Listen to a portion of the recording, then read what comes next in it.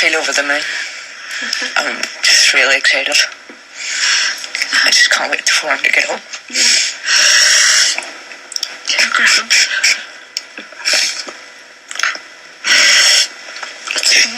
All right, that's good.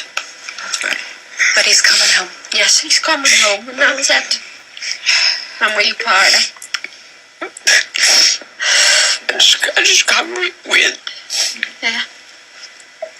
I'll never let him go back there. It was a tissue. And what's the first thing he'll do when you see him? Get my big hug. And I won't let go. Well, for all those tears of joy and relief, there are families out there today that might be crying tears of sorrow. It is still unclear what has happened to the other hostages, and there are reports of casualties in the rescue operation. Dan Rivers has more on the crisis and what's at stake. The In Amenas gas facility is the largest liquid gas project in Algeria. A huge investment in the desert, suddenly the scene of a desperate standoff. The terrorists ambushed some 20 Western workers as they were en route to a local airport. A British and Algerian worker were killed. A hostage crisis at the gas plant then ensued, Algerian forces surrounding the terrorists and their hostages. An excruciating time for this Irish family waiting to hear about the fate of Stephen McFall, but relief and tears as news the Irishman was free. I feel over the moon. I'm just really excited. I just can't wait for him to get home. You're grand. You can see just how isolated and featureless this part of Algeria is. The border is porous and unmarked. Much of southern Algeria is an empty desert.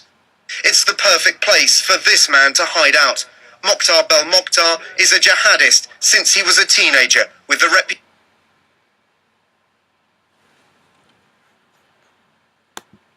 and a kidnapper who's eluded capture for years. Well, it's interesting. He certainly has a Teflon type personality, and he's been able to slide away. Some people indeed would say that one of the reasons he was able to do so is over the years he's done deals with the authorities involved. Mokhtar Belmokhtar got his first taste for Mujahideen fighting the Soviets in him fighting with the infamous group GIA and a later splinter group, the GSPC. After the end of the civil war in 1997, elements in the Islamic Maghreb and continued with their campaign of hostage-taking, a terrifying experience for those who survived. There was no shelter, there were no buildings, in a tent with a knife at my throat, and you'd all be watching it on CNN. The In Amenas gas field is near the border with Libya in the south of Algeria. Its remote location means getting accurate information about what's happening has been especially difficult. It is acutely embarrassing for the Algerian government, which has prided itself on ensuring the lawlessness further south hasn't disrupted work at key energy installations like In Amenas.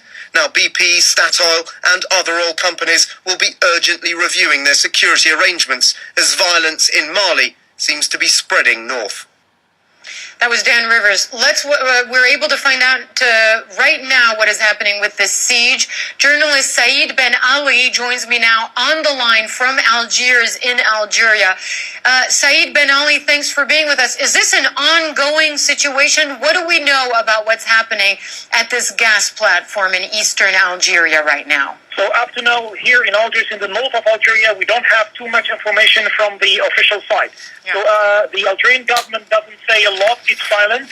And up to today, with the only information we've been given inside the international Algerian press agency called APS is the 600. They've been talking about the figure of 600 hostages being all together released. So we don't know exactly how many foreigners. We know only about the Irishman and few British and a few Japanese.